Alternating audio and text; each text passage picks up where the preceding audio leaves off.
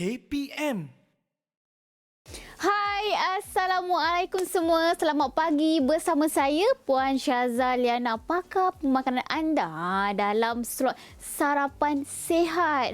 Cakap pasal sarapan ni, dah sarapan ke belum? Pastikan semua mengambil sarapan ya untuk kita membekalkan kita tenaga sepanjang hari. Kita kan sebelum ni lah dah macam-macam episod ni kita dah buat apa? Nasi kita dah masak, kita dah buat western. Hari ni kita agak-agaknya nak sediakan apa ya? Okey, hari ni saya nak buat roti bunga tuna. Apa benda pula roti bunga tuna kan? Sebab itulah kena tengok tahu macam mana kita nak buat jadikan roti tu bentuk bunga. Okey, tapi yang penting, paling penting kita punya sarapan ni kenalah seimbang dan cukup dengan nutrisi. Kena ada apa? Kena ada 3 jenis makronutrisi iaitu protein, karbohidrat dan juga lemak. Tak lupa juga sumber makronutrisi kita daripada serat dan juga vitamin dan mineral daripada sayur-sayuran kita. Okey, sebab tu sandwich ni memanglah paling mudah untuk kita sediakan pada waktu pagi. Tak payah nak pening-pening kan. Selalunya ibu bapa memang inilah antara pilihan yang paling cepat dan mudah untuk kita sediakan. Tapi selalunya saya perasan juga ramai yang hanya sediakan roti bersama jam, kan, roti bersama coklat spread dan sebagainya. Tapi adakah persoalannya, adakah betul-betul cukup seimbang? Sebab itulah kita nak pastikanlah, kita nak ajar hari ni macam mana cara yang kita boleh kata mudah untuk sediakan dan juga sejenis sandwich, cuma kita improvise sikit supaya dia lebih orang kata bernutrisi, seimbang dan mudah untuk disediakan dalam masa yang sama. Mungkin ada yang tanya saya, macam mana kita nak pastikan sandwich kita ni begitu orang kata seimbang? Boleh ke gunakan konsep suku-suku separuh? Boleh, tak ada masalah. Walaupun anak kita orang kata baru sekolah rendah, baru sekolah menengah, boleh, tak ada masalah. Caranya macam mana? Kita boleh ikut saiz tapak tangan masing-masing.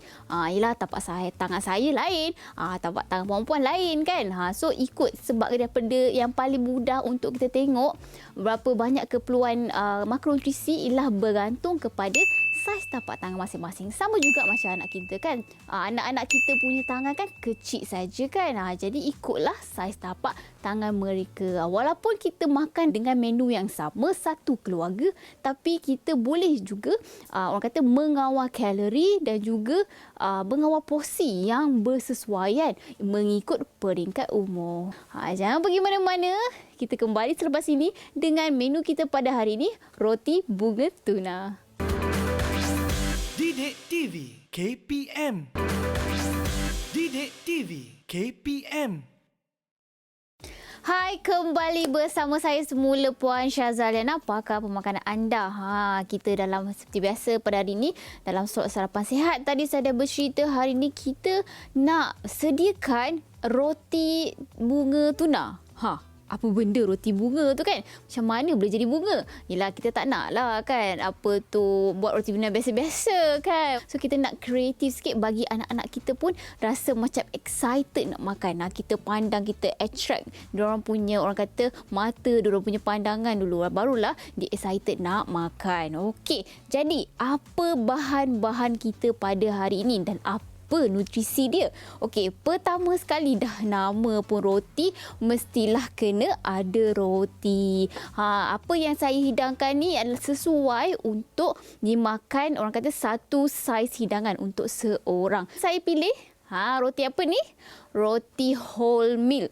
Tak ada masalah lah nak buat roti putih pun okey saja. Cuma kita galakkan untuk mengambil roti wholemeal kerana dia punya serat lebih tinggi daripada roti putih biasa. Tapi dari segi kalori sama saja. Bila serat dia makin tinggi, secara tak langsung dia punya vitamin dan minerals pun meningkat juga. Okey, kalau ada pilihan kiranya kita berlatih lah untuk anak-anak kita kan, mungkin kejap-kejap hidangkan roti putih, mungkin boleh juga perkenalkan juga roti wholemeal. Okey, so roti dah pun selesai. So sekarang ni tuna. Kita boleh kata bahan utama kita pada hari ini. Tuna. Apa manfaat tuna? Okey, tuna sebenarnya adalah sejenis ikan laut dalam lah. Okey, bila kita cerita tentang ikan ni, dia sangat tinggi dan kaya dengan omega 3. Omega 3 dia ada, omega 6 ada. Okey. Maksudnya omega 3 ni lah yang kita sangat perlukan, antara lemak yang baik. Kita kan ada pelbagai jenis lemak kan. Ada lemak tepu, lemak tak tepu, lemak trans. Okey, jadi omega 3 adalah lemak tak tepu. Dia antara salah satu lemak baik yang mampu untuk tingkatkan kita punya kolesterol baik dan merendahkan kolesterol LDL, kolesterol jahat kita. Kalau untuk anak-anak, manfaat omega 3 ni sangat baik untuk perkembangan minda mereka. Mungkin kita pernah biasa dengar kan, kena bagi suplemen ataupun makanan tambahan, minyak ikan dan sebagainya. Tapi kalau kita pun dah mencukupi dari segi diet, tak perlu lagi untuk tambah. Sebab saya tahu lagi minyak ikan tu bukan senang kan kita nak bagi anak kita, dengan baunya kan hanyir. So lagi bagus kalau kita dapat sediakan sendiri dalam diet. Tak apa ke puan, saya ambil ikan tuna dalam can. Kalau kita bandingkan ikan segar, ikan tuna segar dan juga ikan yang dalam tin ni, sebenarnya dari segi sudut kandungan merkuri dia lebih kurang.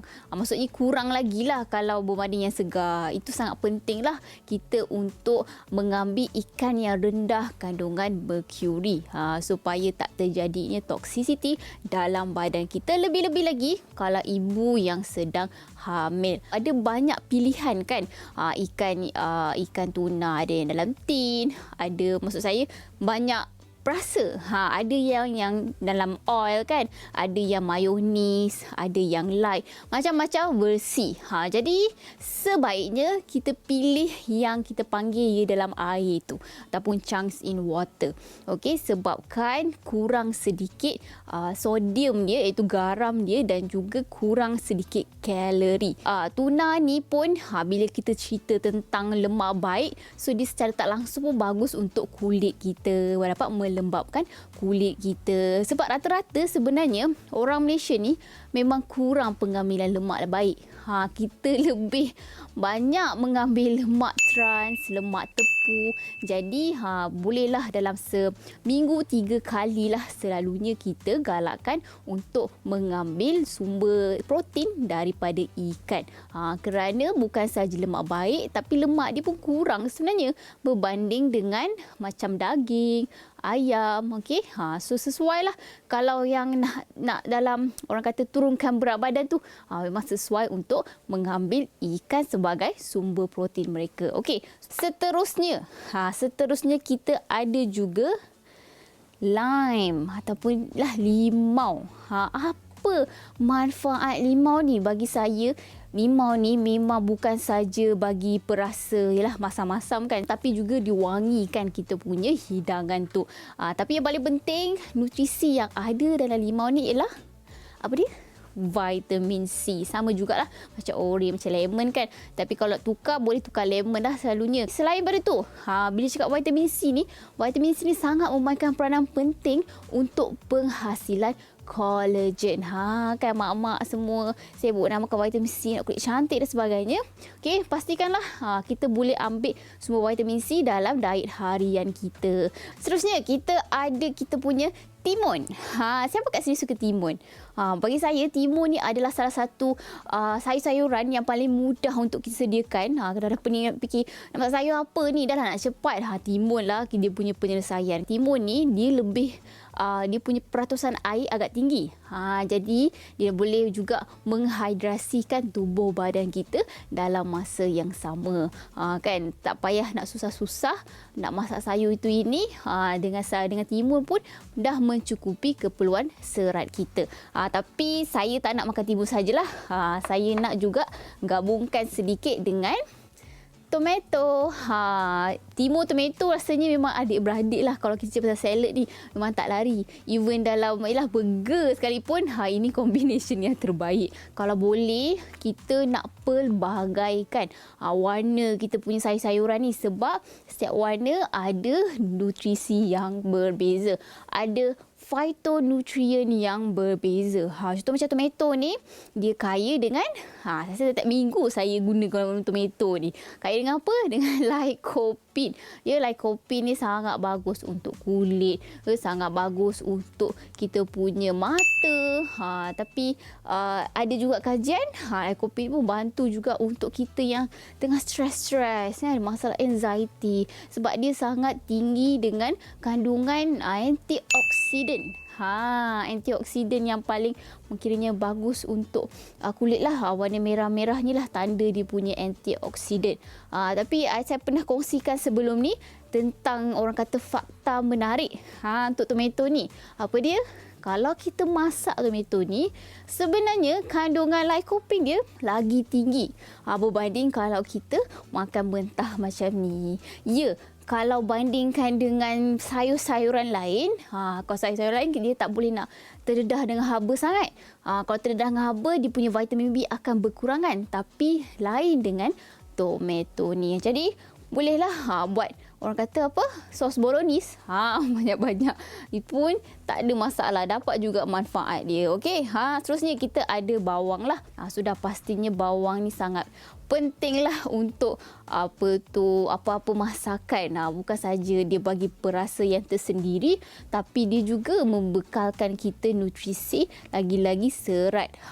Dan dia juga berbanding dengan antara bawang merah dengan bawang putih lah. Sebenarnya bawang putih lah sebenarnya yang lagi memberikan orang kata antibacterial effect. Bagus untuk kalau tengah tak apa-apa nak sihat, boleh membantulah kita melawan jangkitan tersebut. Okey. Dan okey, kita ada cili. Cili ni bergantunglah pada cita rasa masing-masing.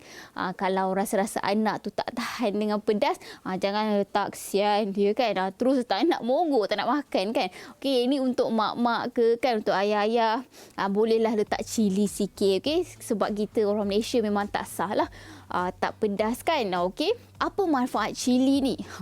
Cili ni kita boleh katakan yang paling popular sebabkan dia boleh meningkatkan metabolism kita. Dia bantu untuk, bila perasan kan, kalau kita makan terus berpeluh-peluh. Sebab dia tak langsung meningkatkan metabolism kita. Tapi bila cakap pasal peluh ni, satu fakta lah saya nak share. Okay? Ramai ingat bila berpeluh maksudnya dia bakal lemak. Betul ke tak? Okey, sebenarnya tidak ya.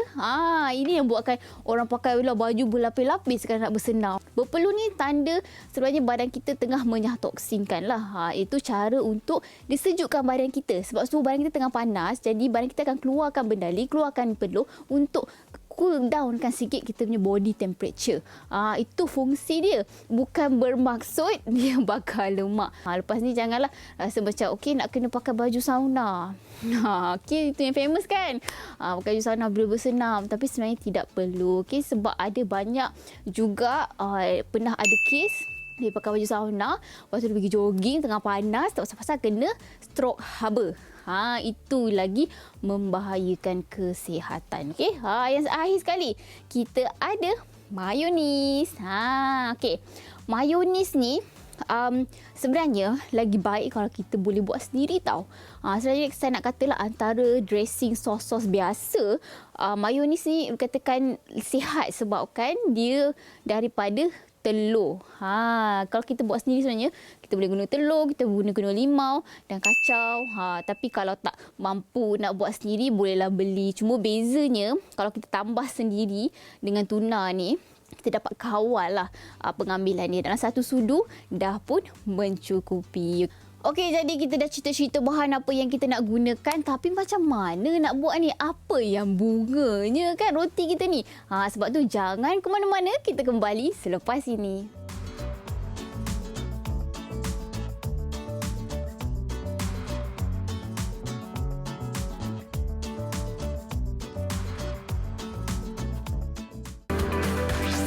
Didik TV KPM. Didik TV KPM. Hai, kembali semula bersama saya Puan Syazaliana, pakar pemakanan anda. Tadi kita dah tunjukkan bahan-bahan yang kita perlukan untuk buat roti bunga tuna kita. Tapi macam mana kita nak buat kan? Yang kita panggil jadi bunga sangat tu. Kita adalah terus jadi berbunga-bunga, cuma bentukkan je lah. Bentuk dia kita jadikan dia macam seolah-olah bunga bagi menarik sikit anak-anak kita nak makan kan. Tak adalah orang kata roti tuna biasa je. Dan yang pastinya kita punya hidangan kali ni memang lengkap dengan nutrisi. Lengkap dengan protein, lengkap dengan karbohidrat dan pastinya lengkap dengan serat. Lengkap dengan kita punya mikronutrisi, vitamins dan minerals. Okey, so macam mana kita nak buat ni? So kita perlukan roti tadi dalam 2 keping. Ini untuk saya buat untuk seorang makan je. Kita kena belah sikit kita punya roti untuk bentukkan roti kita ni jadi macam bunga. Okey, kita perlukan belah untuk setiap penjuru ni lah, setiap ruang ni kita belah sikit saja. Sebab kita nak bentukkan sekejap lagi. Okey. Memang simple sangat. Masa nak bentukkan ni, kita pun boleh libatkan anak-anak kita lah. Baru-baru dia excited kan. Sebab dia pun rasa macam, dia pun masak sekali lah. Tu yang dia lagi excited nak makan. Okay. So, kita sediakan kita punya aluminium punya bekas aluminium ni. Bergantunglah apa yang ada kat rumah. Tapi untuk jadikan bunga, kena guna yang macam ni lah. Jadi macam bentuk bunga. Dan kita nak pastikanlah ada ruang dekat tengah-tengah supaya kita nak letak inti kita. Tak siap lagi ni. Sabar. Kita nak masukkan pula dalam air fryer kita supaya dia lebih crunchy. Baru sedap nak makan. Okey, kita letak. Okey, jadi kita masukkan. Tak payah lama pun sebab kita nak bagi crunchy je. Dalam seminit pun dah okey. Okey, tapi suhu tinggi sikit lah. Dalam 100-200 ke seminit saja. Okey, start. Okey, jadi dah setelah seminit 2, dah pun siap kita punya roti bunga tadi. Dah crunchy dah. Kita tak adalah nak crunchy sangat, tapi macam bagi tekstur yang kata sedap untuk dimakan lah. Okey, so siap. Ni dah siap roti kita. Kita nak pula buat dia punya inti. Tuna dia. Okey, tuna ni macam saya katalah kalau untuk seorang makan, sebab ini saya untuk seorang makan je. Jadi agak-agak dalam 1 tapak tangan. Tu saiz tapak tangan ni saya rasa macam dalam 2 sudu lah. Okey. Nak letak garam pun boleh. Kita nak letak mayonis tadi pun boleh. Okey, jadi mayonis tadi kita masukkan. Dan kacau. Okey, jadi dah siap dah kita gaul tuna kita dengan mayonis tadi. Kita letak tepi. Kita nak buat salad dia pula.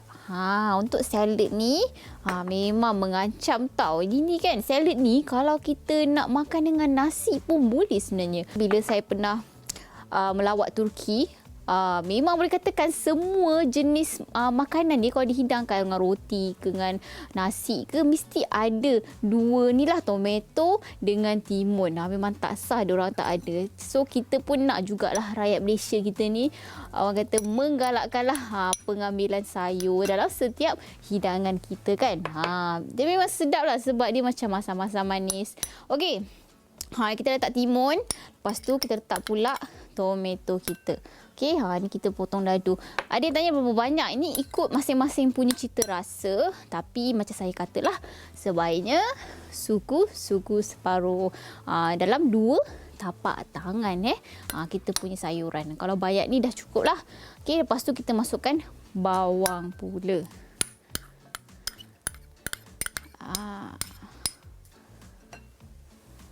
Seterusnya, okey, kita masukkan cili terlebih dahulu. Cili ni ikut masing-masing macam saya katalah. Kalau lah contoh kan kita nak bagi anak kita makan, anak kita pula tak boleh makan pedas. Jadi asingkanlah kita punya, kita letak kemudian. Pun boleh, tak ada masalah. Okey, lepas tu kita gaul lagi sikit dan kita masukkan pula kita punya sumber vitamin C iaitu limau. Okey, dah.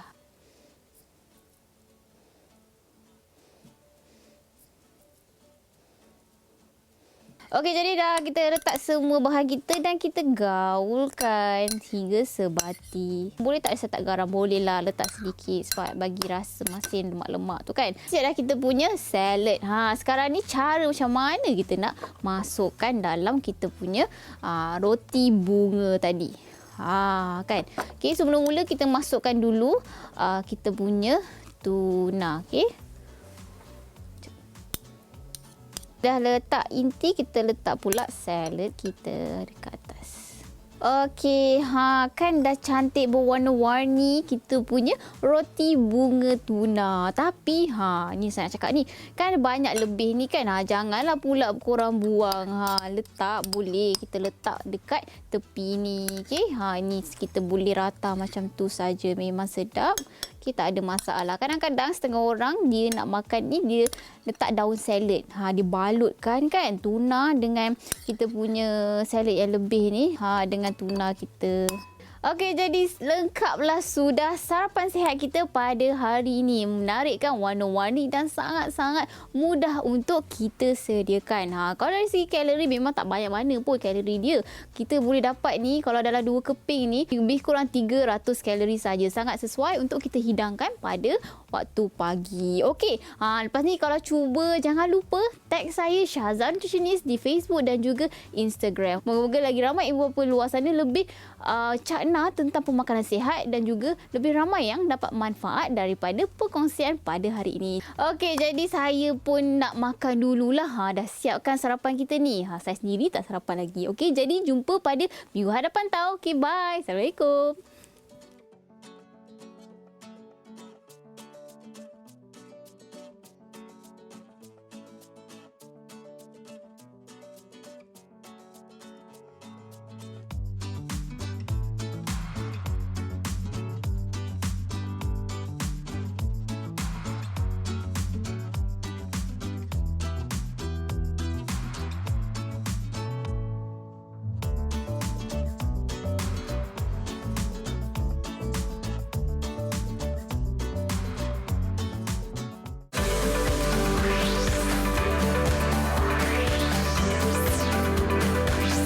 Didik TV KPM